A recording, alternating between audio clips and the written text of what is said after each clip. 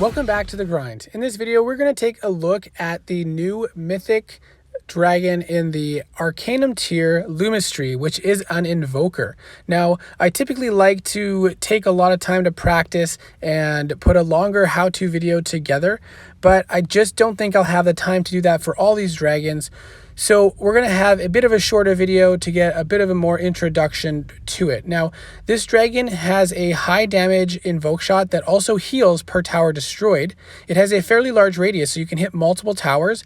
And the white spell refills ammo instantly and dodges all shots, super shots, and damage for 1 second. Then the blue spell is a cloak that slows the flight speed, and you can still use spells and ammo in that. Now, what's interesting is you can actually, because of the radius, hit 3 towers on Island 3, just like Morak or other Death Gaze type spells. And I'll slow it down for you to see where you want to place that shot. But this can be very useful when attacking the short islands here. But this is an Arcanum tier dragon, which is the end game tier, and most players at this stage in the game don't just have a short island base. They will have a full maxed out long island and maybe even 3 islands. But the first shot, I usually take out the blue mage, and then you use the refill spell to dodge the shots, and then take out the red mage and maybe a shield tower or another damaging tower.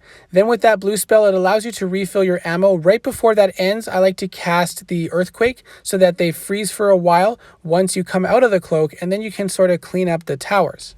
But seeing how this dragon handles against a longer base is really what's more important. So we're attacking a base with level 120 towers here.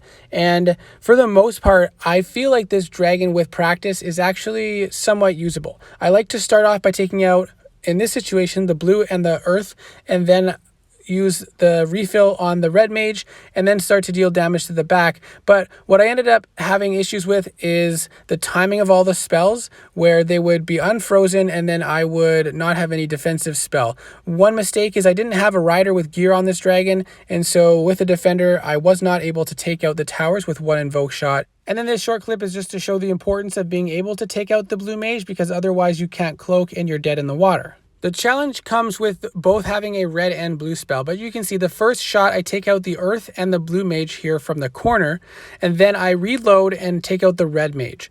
Then I use the blue spell to cloak and allow myself protection while my ammo refills, and it would be better to use earthquake right before the cloak ends instead of after like I did there, because I did take some shots. But you can see you're a bit more able to manage the island if you stagger the spells appropriately. Because I cast one of the invoke shots to the back island, I did end up not having enough to kill the dark flak on the front, but we were able to get through the base somewhat reasonably. And yes, with a defender it would have been more challenging, but also with more practice you'd be able to do it a little bit better as well. Now, one thing interesting is that you can equip Death Gaze, and part of the limitations is you're kind of restricted to what towers you destroy first because of the blue and red mage requirements. But if you equip Death Gaze, you have extra firepower that you can then allocate to the towers that you otherwise would not have been able to quicker in the flight. Now, with the earthquake, you'll see I didn't mean to cast earthquake, so I ended up just shooting it to the side so I could use the Death Gaze, and I just used Death Gaze twice on the 2 towers on that front island there, and then cleaned up the rest with on the back island with the ammo. And we did that fairly easily, and with a defender there was nothing about that run that a defender would have necessarily interfered with. And I know a lot of people don't like to rely on spells or equips to make a dragon more useful, but this dragon has the potential to be good, and with the Death Gaze equip, it has the potential to do bases it otherwise might not be able to, or maybe make up for errors and mistakes. The 2 biggest downsides to this dragon, in my opinion, are the red and blue color spells and the fact that the white ammo refill spell is 2 rage, which does make this dragon a bit more rage heavy.